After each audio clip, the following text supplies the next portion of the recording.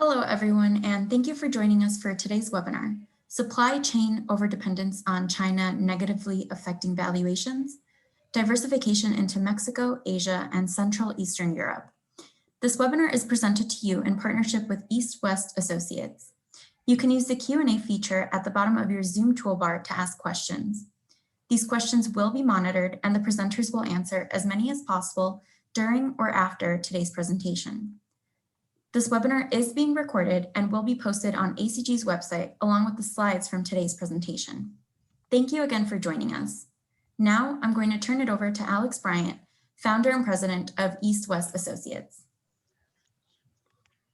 Thank you, Gretel. Appreciate the introduction. We'll kind of go ahead and jump right in. So we've got a number of people here on the topic, and we've got a full slide. Just real briefly, for those who don't know East-West, we operate in China, Asia, Mexico, and Central Eastern Europe. All of the team members have lived in these various countries and run companies on the ground in these various markets. We've all had P&L responsibilities, operational experience, sales experience, and risk management in these different markets. And you just get a brief introduction of our services. We have our focus is really on operational, commercial, and risk management in these four countries of China, Asia, Mexico, and Central Eastern Europe. Here of our core services today, we're going to focus really on strategic business planning, on the supply chain optimization, on the manufacturing footprint, but it's going to be focused primarily on the supply chain optimization. Here, there's not much to say about these three photos. Not very good looking group, but we do know quite what we're doing. Again, if you have any questions, please feel free. We'll try to get to as many questions as we can for today's event. To go ahead and get into it, really the question of why are we here today? And the purpose here really today is that we've got, obviously, in conversation with private equity firms, portfolio companies, there's obviously a clear concern of a lot of companies that the overdependence on China is now affecting valuations, affecting the exit strategies of companies. And it's a little ironic. 10, 12 years ago, the more you could move to China, the more you could lower your cost, the better off you were, the more you improved your valuation. That's now no longer the case. And we'll get into the reason why briefly, but there are an awful lot of companies as a result of COVID, the travel restrictions, as a result of increased costs, as a result of higher labor rates, as a result of operating in China. China's much more difficult to get operate in, and it's getting more expensive. So the reason we're here today really, and there's a good quote by McKinsey, it's talking about the development of a key element of the exit strategy and the packages, explaining why the asset obviously is a good investment strategy, why it's strong asset, why it's strategically beneficial. And that's hard to do right now. If you've got a portfolio company or acquisition target that's got heavy supply chain on China, it's increased awareness about the overdependency on China, and it's hard to make the claims that, and it's hard to implement new changes on supply chains due to the volatility of the current market. We're in a pandemic. So to answer this, we're going to kind of break this webinar down into 5 areas. First, we are going to and it's really been driven by a lot of the people who've talked to us prior to this event. They want to know what are the business environments and product concentrations in the markets of Mexico, Asia, and Central Eastern Europe. And they want to know about sourcing from those markets. Because you've got a situation where a lot of companies, a lot of these portfolio companies, private equity firms, they have been in China sourcing for 10, 12 years. They may not love it, but they've been sourcing there for a while. They're comfortable. They got qualified suppliers. They got resources on the ground. They've got identified supply chain base. And now, if that's affecting the valuation negatively, affecting the exit strategy negatively, then they've got to diversify that supply chain. And so 3 areas where we're most actively is in Mexico, Asia, and Central Eastern Europe. So we're going to first talk about, as mentioned, product concentration, business environments in these 3 areas so that you get a sense of what industries are in these markets and what are the potential supply chains and the clusters in these industries. Secondly, we're going to talk about the considerations for sourcing procurement. Then we'll get into a brief explanation of country evaluation, how do you pick which country, and then we've got some real specific case studies for you. So at this point, I will now turn over to Mark Plum. Mark, if you can take it forward. Sure. Thank you, Alex. Let's just go a quick little bit of background to find out how we got to where we are as it pertains to China. Most of us, a lot of us went to China 20, 25 years ago, and we went there because it was very competitive labor and there was an attractive and intriguing growing domestic market. Now what's happened, the labor costs have risen significantly from where we were 20, 25 years ago. We now have growing regulatory complexity where going to China 20, 25 years ago, setting up a business, setting up suppliers, getting quality control was pretty straightforward. Now it's more difficult. Then what happened is, as we set up and we began to manufacture in China, we ended up creating a domestic competition as many of our general managers and engineers left and started their own companies. And now we have higher rates, labor costs, more complexity, and now domestic competition. Then what happened is in the mid 2000s, we had a slowdown in the economy. Market shares went down, slowing market, turn margins went down. And then next thing that hit us is Xi Jinping came in and really instituted a China 2025 Buy China initiative, where basically was saying, maybe not overtly, is if there's good local suppliers, local customers, people that you can buy from versus foreign brands, you should do that. And then next step, those of us that were there, we had chased cheap labor. We had kind of a run of things. We were shipping back to the States, and then three and a half years ago, the tariffs were put on, and now our costs went up as much as 25%.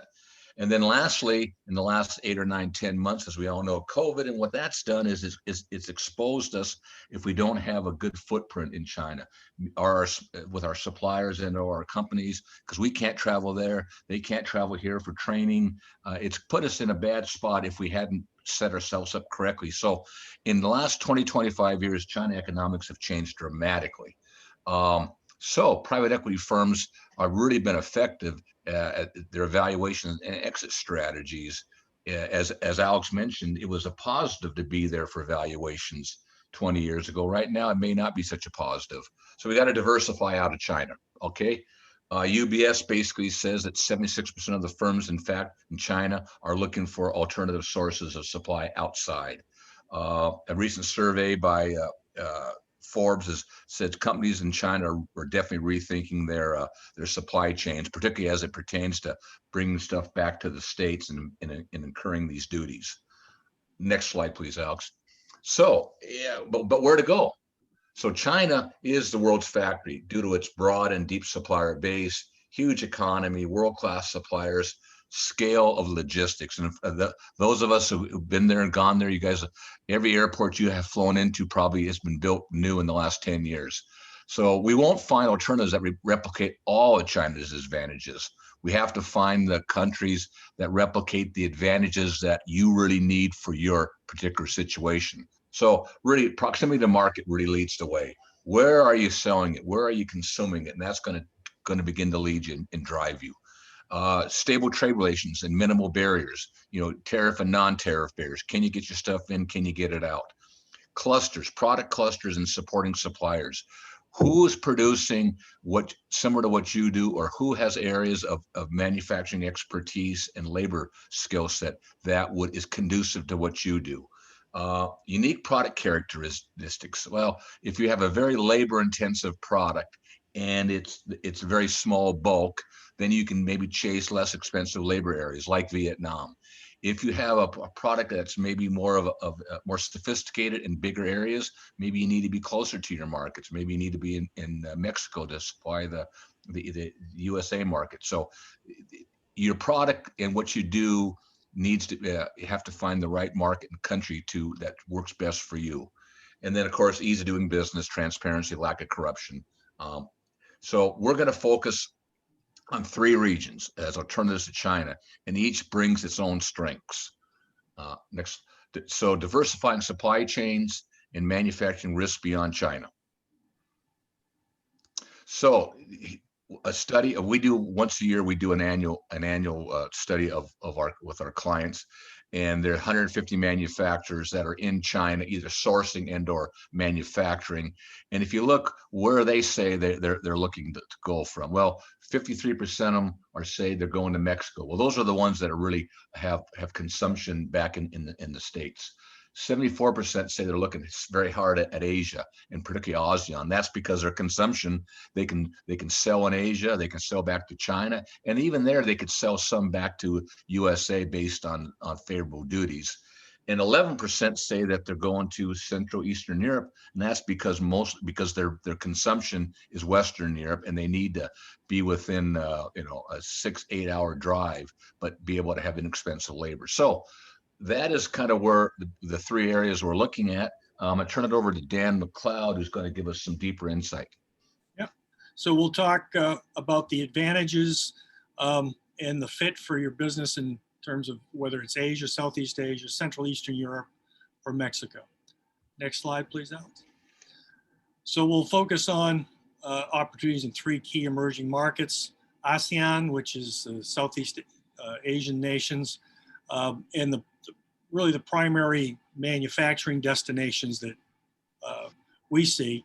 Thailand, Vietnam, and Philippines, a real contrast in capability and industry availability. Central Europe, the Visegrad 4, really the heart of Europe: Czech Republic, Poland, Slovakia, and Hungary. And then, of course, Mexico on the doorstep of the United States. First, to talk a little bit about ASEAN. 10 countries that have formed a trade and economic cooperation for a number of years, 20 years or so. It's maybe not as high profile in the United States. Many people don't recognize it as it's a population base of over 600 million people. Fast growth rates, on average 5%, and then you've got pockets that are growing at 6% or more a year.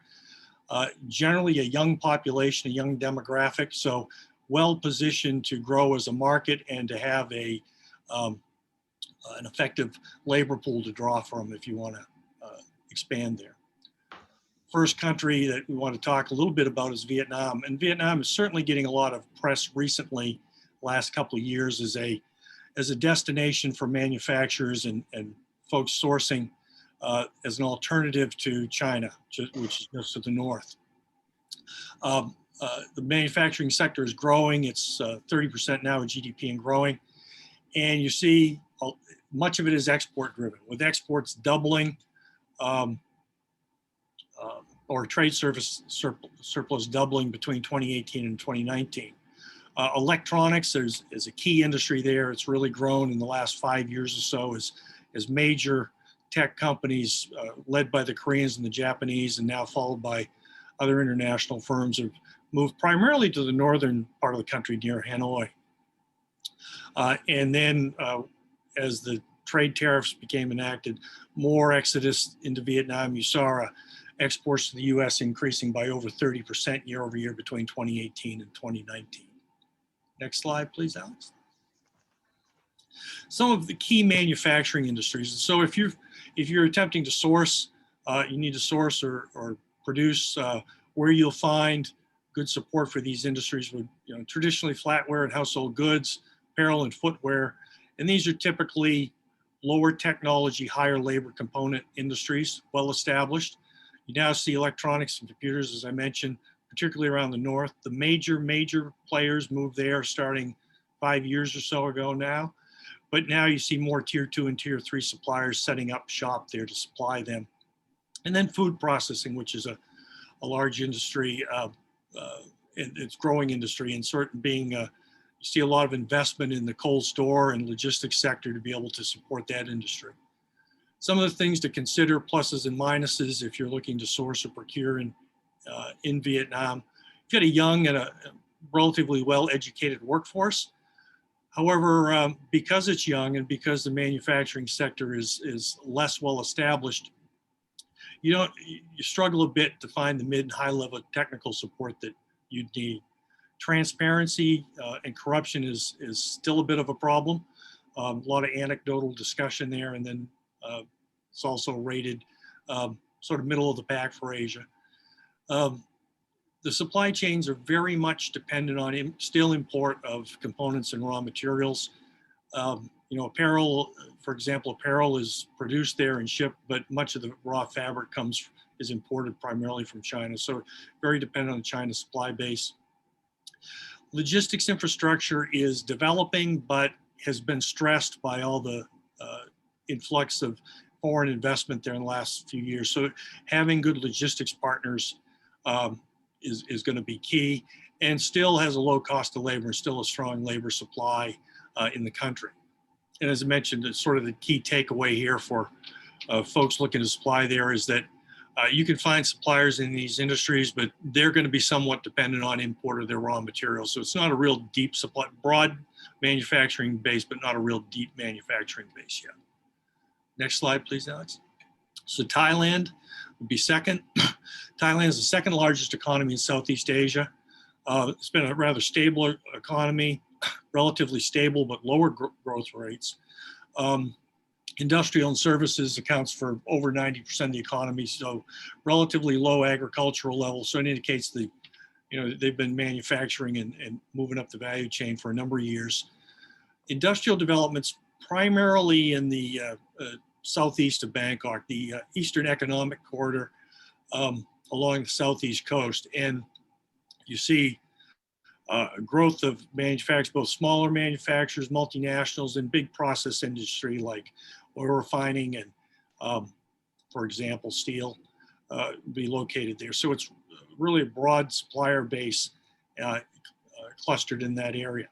And beyond that, it's a logistics hub for all of Asia and also connecting between India, Asia, Southeast Asia, and North Asia. You see a great deal of investment in the ports, in airports, rail system, and highways. It's substantial there. When you look at things to consider, key manufacturing industry, certainly automobiles and automotive parts, well established, the largest producer of automobiles and trucks in Southeast Asia, electric appliance and components and machinery, and then chemicals and plastics. It is a leader in refining petrochemicals and chemicals for Southeast Asia. So if you're in that sector, that Thailand would be the first place for you to look. Some of the considerations around sourcing or establishing operations there. Again, you've got a well-established manufacturing base. You've got a good labor force that supports that. You've had a long history of industry and universities working together to develop that labor pool. The demographics is a little older in Thailand, so you're starting to see a little tightness on manufacturing labor availability, so that's something to be aware of. And so you see less high labor component industry and more automation, more value add. I mentioned the logistics hub. It's good for Southeast Asia. It's a good export hub to the US. In addition, you've got favorable trade relationships, long-standing trade relationships between Thailand and the United States. And then transparency, again, can be a bit of an issue. It's certainly not the worst in Southeast Asia, but still can be an issue. And as my colleague Mark has said many times, Thailand was China before China was China. Multinational manufacturers were there, starting in the 80s. They grew manufacturing and lost a lot of it to China. Now things are starting to come back. Dan, we had a question come in. Simply said that you've got a company, I guess apparently company that is sourcing a lot of metal fabrication. So would the assumption be that if there's a strong automotive base manufacturing there, then there's going to be obviously a built-in supply chain base. And so Thailand, if they're looking for metal fabrication, stainless steel, and machinery, Thailand would be a good place for that? Yes, you mentioned automotive, but also general industrial equipment and appliances have been long established there. So yeah, it would be a good place for that. Yes. Okay. And then third, the Philippines, where Philippines has been the second fastest growing economy, right behind Vietnam, over 5% growth the last few years. Manila is the capital and the commercial and industrial hub, Metro Manila, both well-developed north of the city and south of the city. The economy is heavily service-oriented, and manufacturing is growing, although it's become more known in recent years for business process outsourcing and services. So industry lags a little behind, but it does have some very strong sectors. Bureaucracy and the ease of setting up a business has been a complaint. You do see efforts, particularly in the recent administration the last few years, to reduce bureaucracy and make things a little more transparent, but it's still a ways to go on that front. Some of the key industries, certainly electronics, semiconductors are the big sector in the Philippines, and you've got a strong supplier base and a strong support network of not just suppliers, but talent, engineering talent. Growth in the aerospace industry in recent years. You see a few leading aerospace companies locating there. And then also pretty good growth in pharma and the personal care business the last few years. Cosmetics and personal care has grown a lot. A couple things to consider. Logistics are challenging. Part of it's got to do with the geography, but also it's underdeveloped roadway systems and no rail to speak of. So moving material at the ports are not as efficient as some other places in Southeast Asia, certainly. So you need to allow for that, moving product in and out of the country. English proficiency is very good in longstanding relationships with the U.S., cultural relationships. Labor cost is still low, and there's a really good technical and engineering workforce, especially if you're in those key electronics and electrical component sectors. So the real takeaway, it's domination by the electronics industry, and so if you're need to source or source from that sector, Philippines is a good place to look. Over 60% of its total exports are in this sector. So that's it's really a major player in that front. Next slide, please, Alex. So I'm going to turn it over to Mark to talk a little bit about Europe. Sure. Thanks, Dan. Yeah, we'll talk a little bit about Central Eastern Europe, or in the case of Czech Republic, Poland, Slovakia, and Hungary. And the reason we'll talk a lot about this is the fact of proximity to markets. Next slide, please, Alex. So the Visegrad is the 5th largest economy in Europe and the 12th largest economy in the world. And then with the connectivity with Visegrad and the EU, you can see the central location. You can manufacture in Poland, you can manufacture in Czech Republic or Hungary, and be on divided highways and be in Berlin in 6 hours from central Poland. So really a interesting, good place to be from connectivity. Member of the EU, duty-free access, 3rd largest economy, and developed infrastructure and logistics networks to direct access to Western and Eastern Europe. So people, they sell and they market in Western Europe, and they produce in Central and Eastern Europe.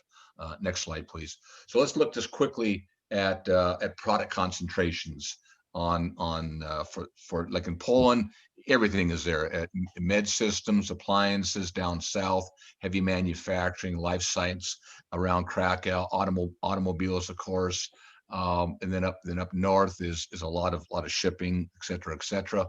You come over to Hungary, again, super automotive area and support for automotive. So is steel suppliers, electronics, all that sort of thing. The Germans are Audi's really strong there. Volkswagen obviously is quite strong there. The Czech Republic is very similar to Poland. It was probably, in fact, Poland is like the Czech Republic was 10 years ago. Quite advanced, be it woodworking, be it pharmaceuticals, be it automotive, be it, obviously construction. It's just a very good place to be. And again, the proximity back to Western Europe is quite good. And then, of course, Slovakia, you can see the world-class brands that are there, be it the appliances, be it the electronics, be it the automotive guys, transportation equipment. So not as far down the road as from sophistication, certainly as Czech Republic or Poland, but for labor-intensive products, it's pretty attractive. Next slide, please, Alex. So yeah, so and as I said, it's all supported equally by a diversified and experienced supply chain, as people have been in there for 20-25 years. So quickly looking at all four of them, Poland, logistics connectivity, super. Again, 6 hours from central Poland to Berlin. Strong technical workforce. Companies have been there. As you'll see, global manufacturers have been in there for 20-25 years. So it's developed a great workforce and good English proficiency. You go over to Hungary, a little more challenging from logistics, as both internal and external, meaning getting back to Western Europe. Labor costs are a little bit lower. Good technical and engineering workforce, kind of being driven by the auto industry and some from the appliance industry. Labor availability, some pressure at times if you're around the auto areas, because they can suck up labor. They are trying to bring in some labor from Romania, and that's been causing a few problems, as we mentioned, under transparency. And again, automotive is quite dominant. Czech Republic, really advanced. Probably, as I said, where Poland was, Poland is where the Czech was 10 years ago. Labor rates are increasing. They're moving to higher value production. So that's putting a pressure a little bit on labor.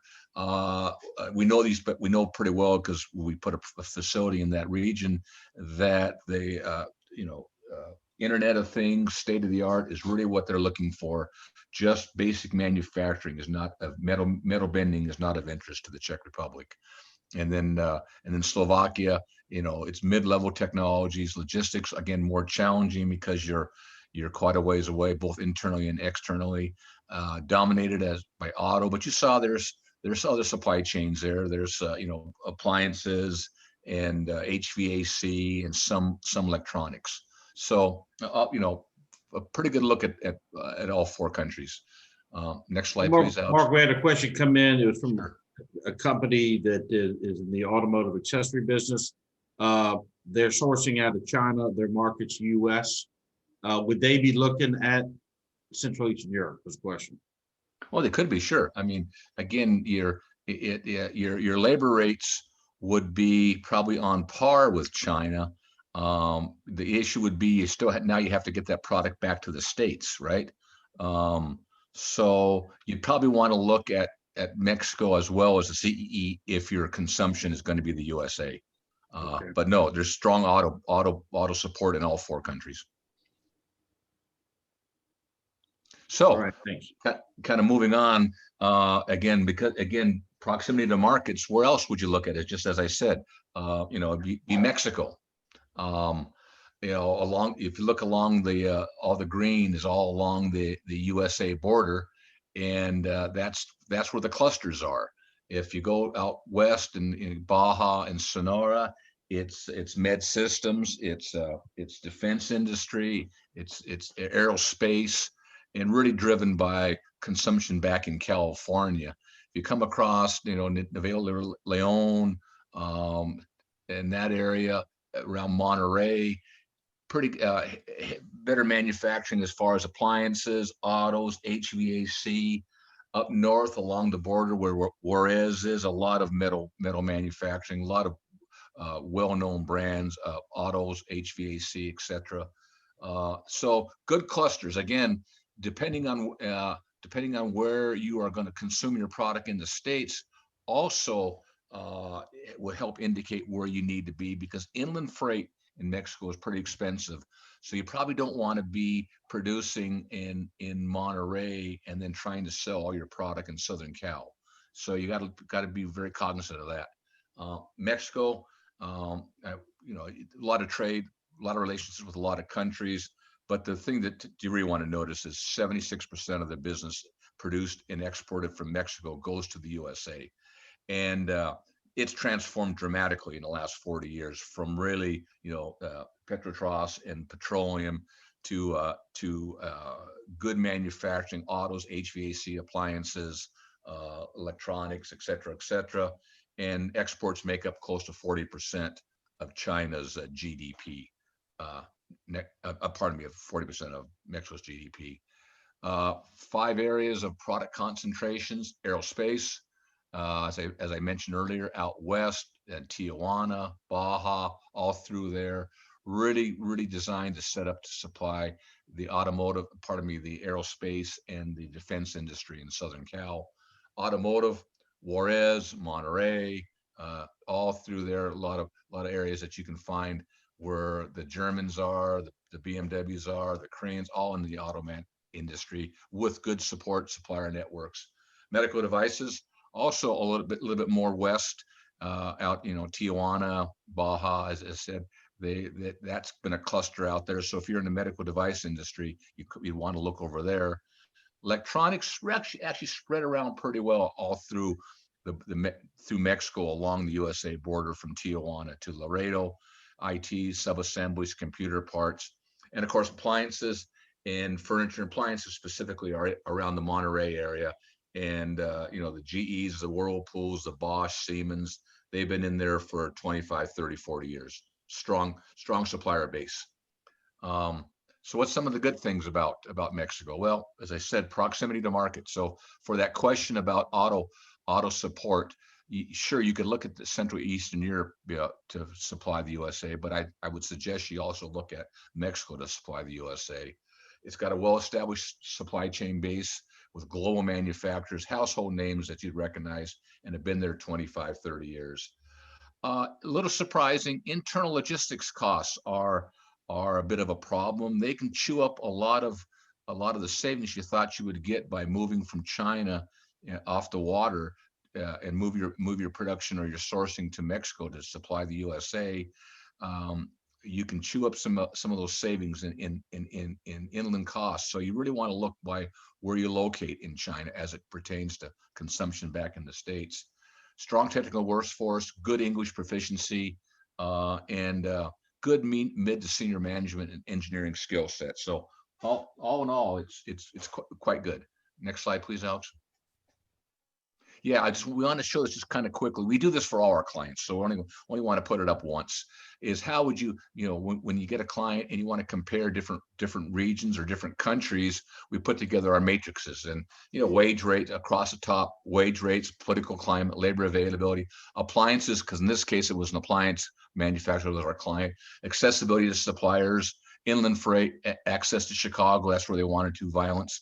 And you look at how we weighted all these, be it Monterey or Juarez or Nogales, Tijuana, and Nuevo Laredo and Reynosa won out primarily because they were near the border. They were good on almost everything.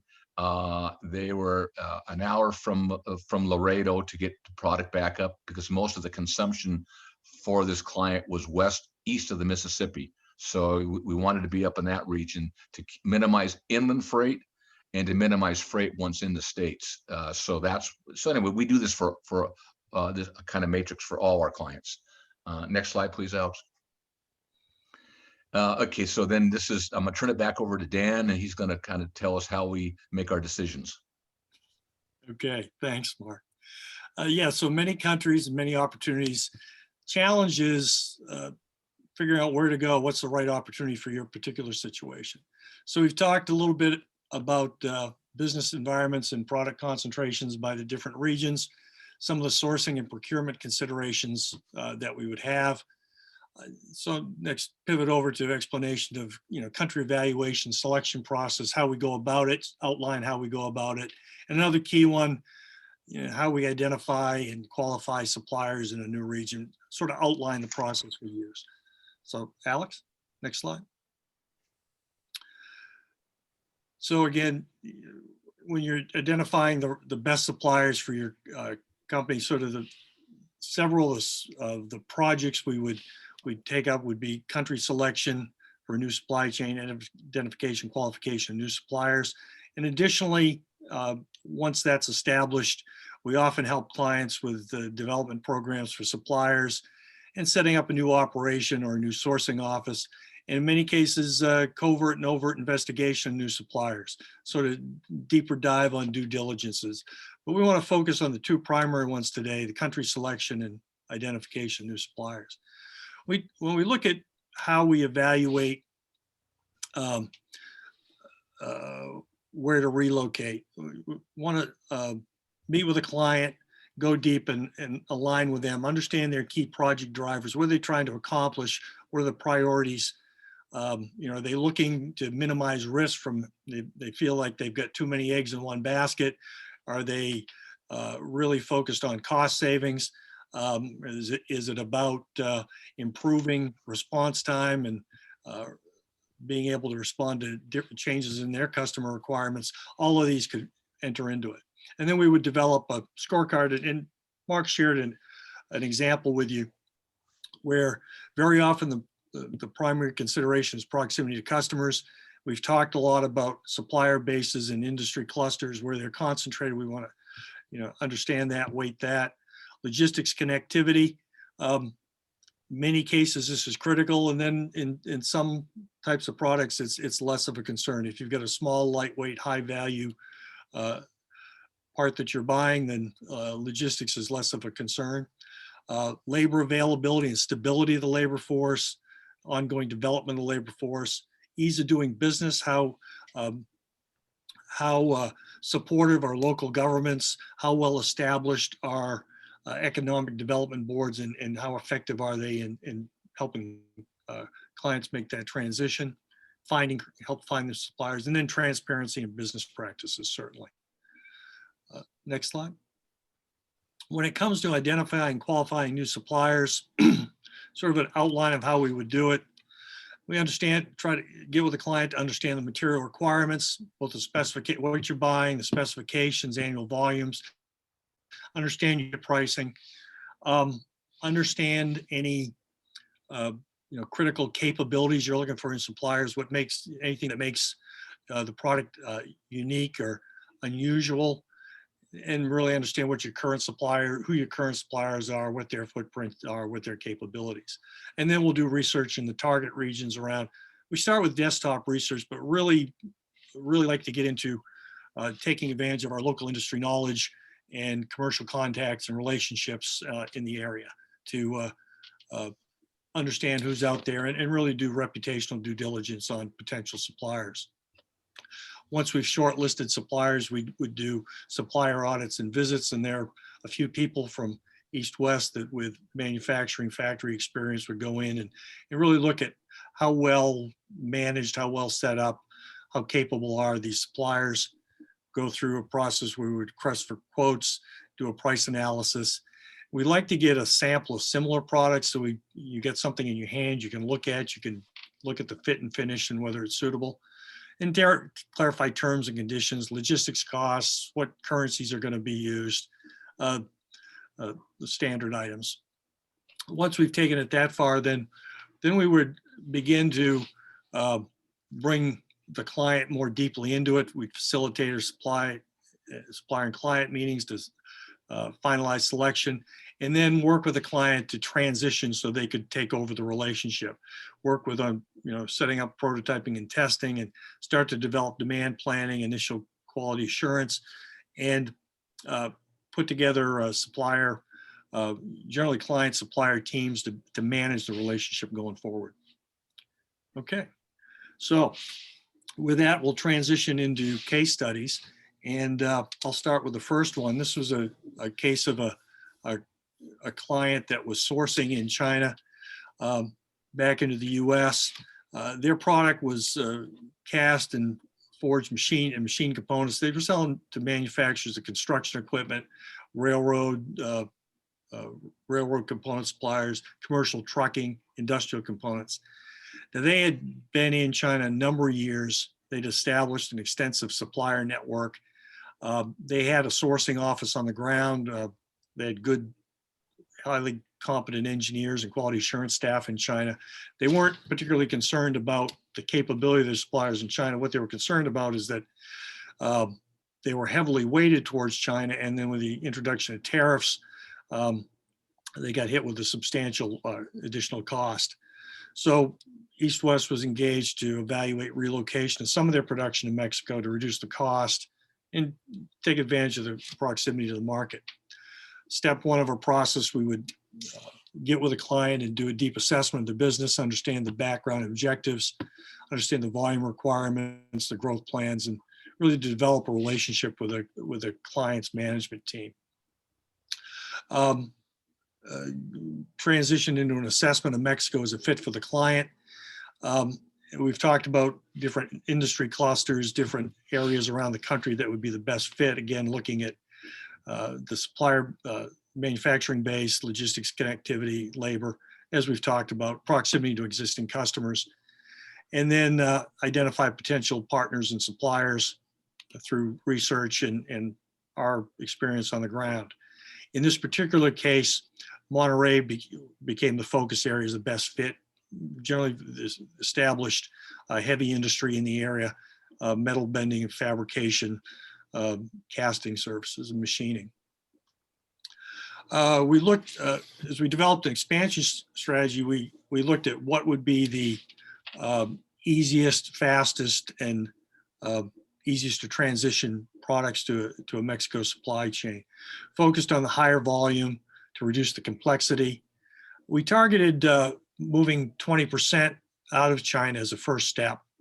And then we also looked at what products had a marketplace in Mexico.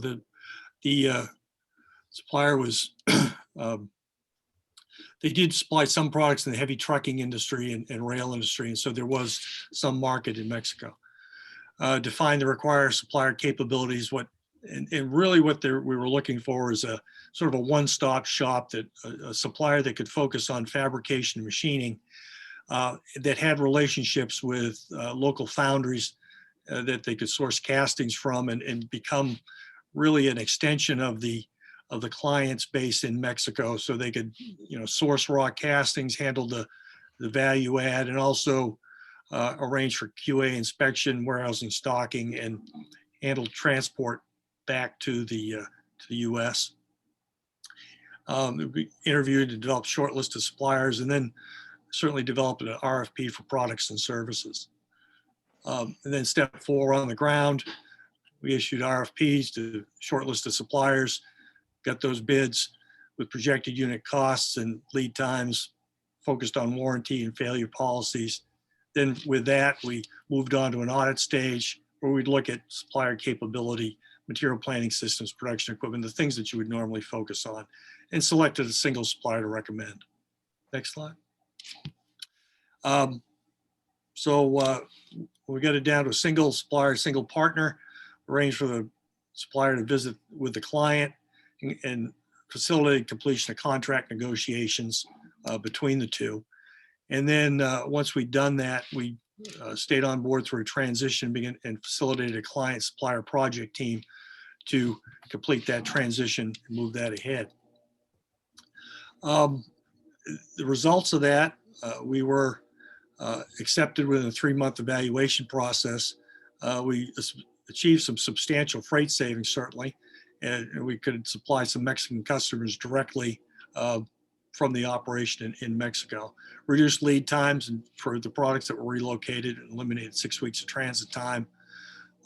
Get some cost savings of about $400,000, and a significant amount of inventory reduction, over $1 million cash freed up, and reduced the tariff impact by about $1.7 million. So overall, a pretty successful project for us. So turn over to Mark to talk about Central and Eastern Europe. Sure. Yeah, thanks, Dan. So we want to move through these pretty quickly. This was a background USA manufacturer of consumer appliances, had operations in USA and China.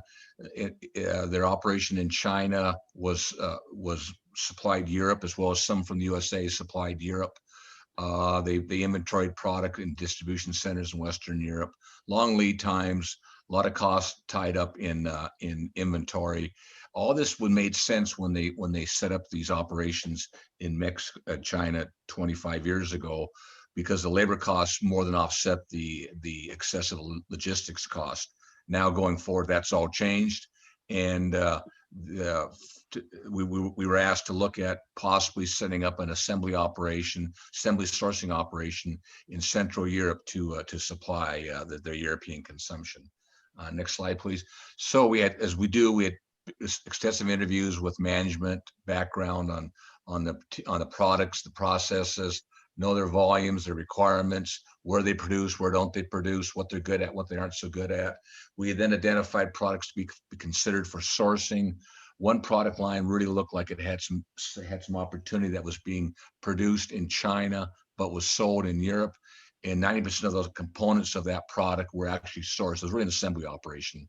So two, we wanted to move on and assess Central European Europe to do we have suppliers? Where are the target suppliers? Where do we search? Where do we find them? Desktop, government agencies, local staff. We work closely with the Board of Investments in Hungary and in Czech Republic and in Poland to find out from them where they would suggest where we locate based on what we need from their product concentrations and clusters. Next was three, our development. We recommend 80% of the components can be supplied from Central Europe.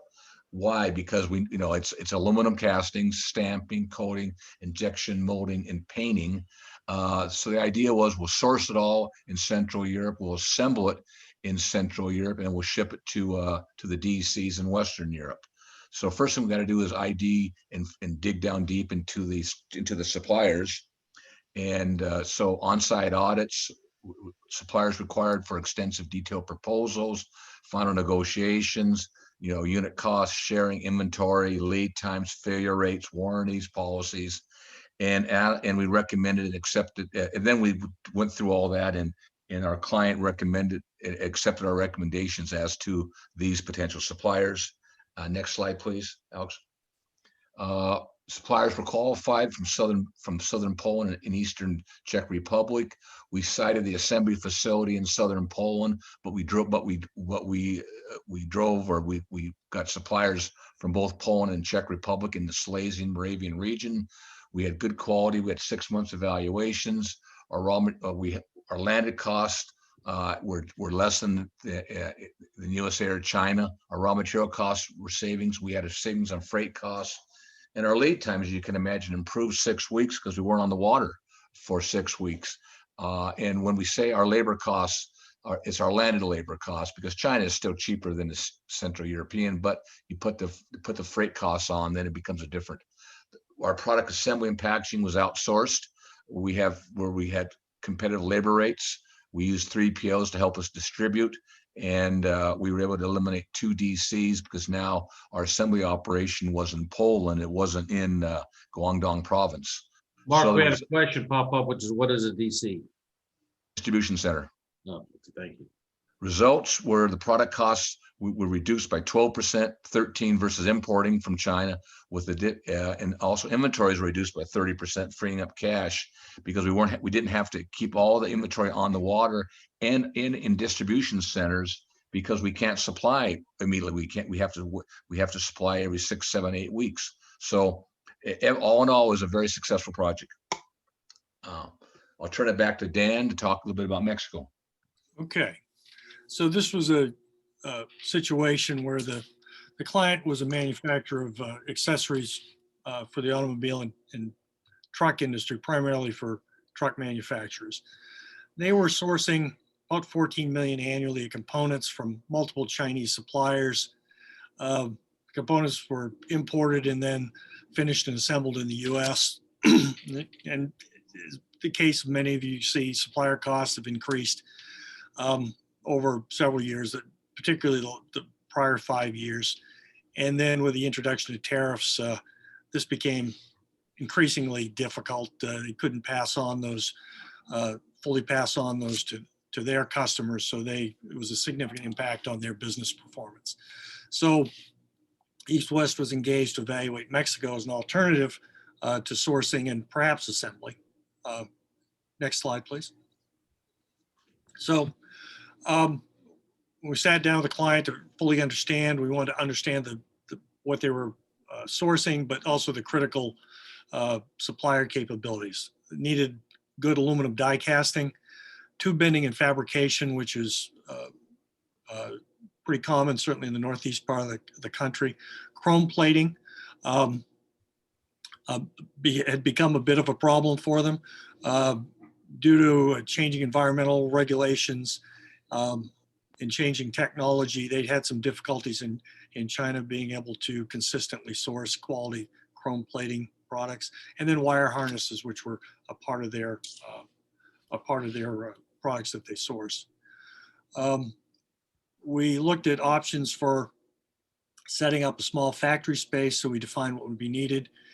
And this really resulted from several years ago, they'd looked at setting up a small assembly manufacturing operation in Mexico, and they hadn't taken that very far, so we sort of picked that up and validated that and went forward. A number of potential suppliers were identified and worked with them to confirm their availability and capacity. Certainly for the small factory requirements that they had, 20,000 square feet, 20 to 30 people, there's several factory space or warehouse space on the market that would suit, particularly in the northeast part of the country. We also looked at operating models, and in the case of a small operation, to speed implementation and to avoid the time and expense of setting up a wholly owned entity, we suggested that they work through a shelter company, where a shelter company provides back office services, can provide space for you.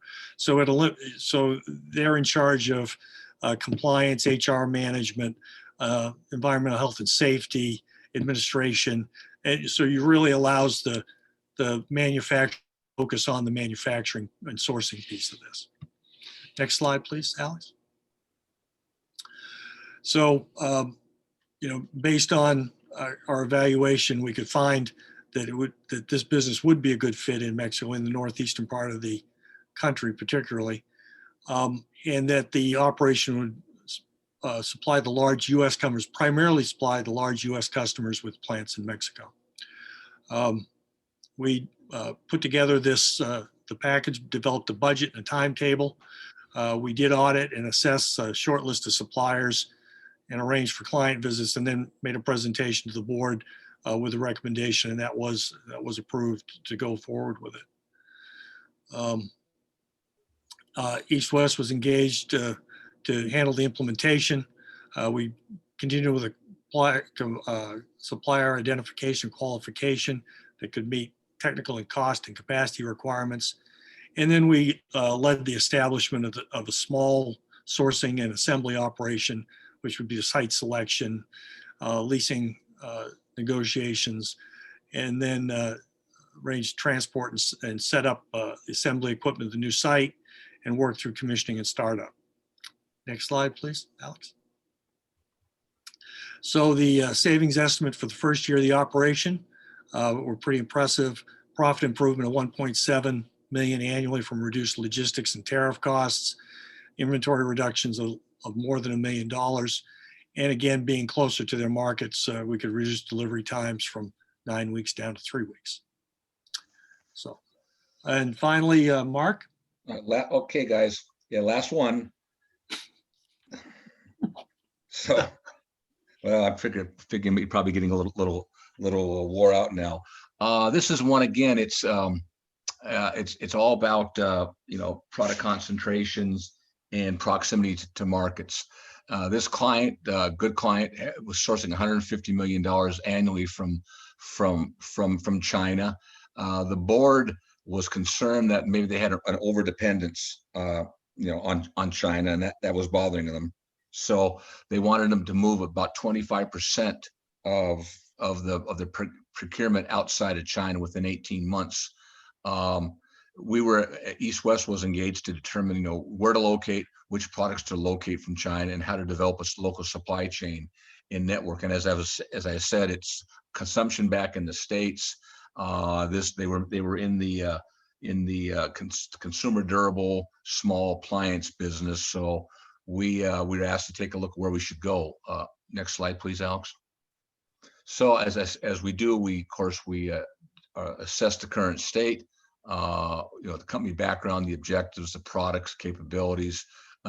We wanted then to assess Mexico as a fit because of consumption back in the States. Why do we like Mexico? Its proximity to USA and the product concentration for raw materials and finished goods. We knew that what they were producing, we could find suppliers in Mexico. We just knew that from our experience. Next slide, please. So first thing we did was we wanted to identify potential components to be sourced in Mexico. And keeping this in mind, we wanted to also be sure we understood where the products were going to be eventually consumed back in the States. As I mentioned earlier, you want to probably be along the USA border, maybe within 100 miles within, but you may not want to be in Tijuana and shipping to Florida. So we wanted to understand, where the components were coming from. We developed, of course, short list of suppliers. We focused on the ones we thought would be competitive. We had one product they wanted to move out of China that we could not really, frankly, find the right opportunity in Mexico. So we worked on in Vietnam, because we knew there was some opportunities down there. And now, so we had the ability to move most of their 25 million or 25% to Mexico, and a little bit of it to Vietnam. Next slide, please. So we did, of course, a request for a proposal from 7 suppliers in Mexico, and of course, request for proposals for 4 Chinese suppliers in Vietnam. Again, we look at the unit cost, quality, lead times, forecasts, get our people in there to look at them. We ended up selecting 2 Mexican suppliers and 2 Chinese suppliers in Vietnam. Next slide, please. This way, we of course arranged visits to the potential suppliers, completed negotiations, made sure we understood this inventory holding, their QA requirements, our QA requirements. What's the return process? What's the warranty situation? And then we set up the supplier team to work with these 2 suppliers in Mexico. And in Vietnam, we redid the same thing, working with a local logistics partner to help us in Vietnam with existing agreements. And then, so decision made to minimize investment and risk, to move 25% of 150 million out of China, with the main share going to Mexico and a little bit going to Vietnam. Freight and warehouse costs saved us $700,000. Tariff costs were a tremendous savings, because everything that was made in China was coming, as we said, coming back to the States and incurring up to 25% duties. Inventory reduction for the same reasons of all that product that was being made in China that we're now making in Mexico. We eliminate all the inventory on the water, 6-7 weeks, and we don't have to build as much, because we can ship on a much more real-time basis. And then no disruption, and the project was completed ahead of schedule. So all in all, worked out quite well. One question popped in, which you talk about these suppliers in Mexico and suppliers in Chinese suppliers in Vietnam. How do you go about kind of confirming these suppliers, they are or who they say they are? They're not subcontracting someone else, or they actually don't own competitors. Good question. How do you think about the process? Yeah, no, good question.